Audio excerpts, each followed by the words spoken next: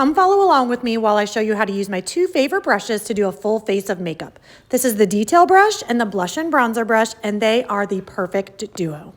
Starting by priming my face, this is an optional step, but I like to use Seint's setting spray and a damp sponge, and tapping that around my face really gives my makeup an extra boost of staying power. All right, now we're jumping right into our compact and starting with contour and the straight edge of our detail brush. I'm going to place that along the top of my forehead. Then we're gonna hug our cheekbone. If you're not sure, kind of feel where your cheekbone is with your finger and just go right underneath of that. Same on the other side, you can kind of just draw it in a line or stamp it on.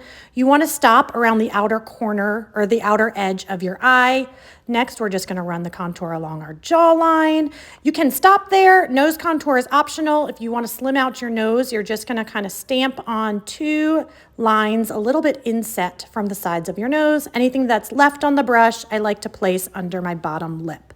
Now I'm going to flip the brush over to the smaller end and tap into my brightening shade. This is like my concealer. And my biggest tip here is to use a super light hand. You don't need a lot of product. I'm just going to place a little bit in the inner and outer corners of my eyes and then down the center of my face, just like so. Next up is going to be our main shade or main highlight. This is like your foundation shade.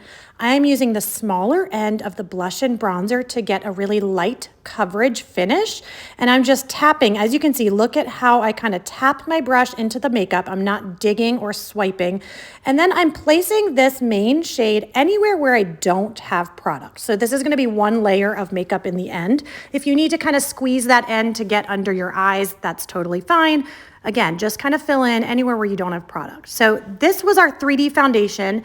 If your brush has a lot of excess product on it, you can kind of wipe it off on a cloth, because now we're going to use that to start to blend all of these colors together. I like to start by blending the lighter shades first and then working my way towards the outer edges of the face. The blending motion is more of a tapping or pushing. It's not big swiping motion. So as you can see, I'm kind of tapping or pushing to disperse the makeup and just to blend it all perfectly together. Up here, you want to make sure you blend into your hairline, down along the jaw, make sure you blend downwards onto your neck. And then you'll see I'm going to continue to just work my way around my face. This is honestly what probably takes longer than even doing your makeup, is just blending everything together. So you can use either one of your brushes for this purpose. You can kind of play around, experiment, and see what works best for you and your skin. Right here, I'm just tapping and pushing and keeping my contour as high as I possibly can keep it. You don't want to pull it and drag it too low. Tap and push, tap and push. I usually blend my nose contour out last, again, just kind of tapping and pushing the makeup into the face. So now we have this gorgeously blended base of product. I'm going to add my bronzer next using the very fluffy end of the blush and bronzer brush and placing this where the sun would naturally hit my face. This is like a suntan. So on my forehead, on my cheek, and then many of us tend to have a neck that is lighter than our face or our chest. So I like to bring a light swirl down onto my neck as well, just to kind of mesh all of those colors together. I don't think mesh was the right word, but you guys get the idea. Now we're adding blush, still sticking with the smaller end of the blush and bronzer brush this time, adding that to my cheeks. You can mix and match if you got more than one shade. You can combine both. And then I'm going to add these two shades onto my lips as well. We are ready to set our makeup, again, using that same setting spray and damp sponge, tapping and bouncing that around my face. You do want to set your cream makeup either with a spray or a powder or a combination of the two, which is what I'm going to show you because it's what I personally love to do. Now I'm going in with my setting powder. You can use a brush for this or these little powder puffs you can find on Amazon.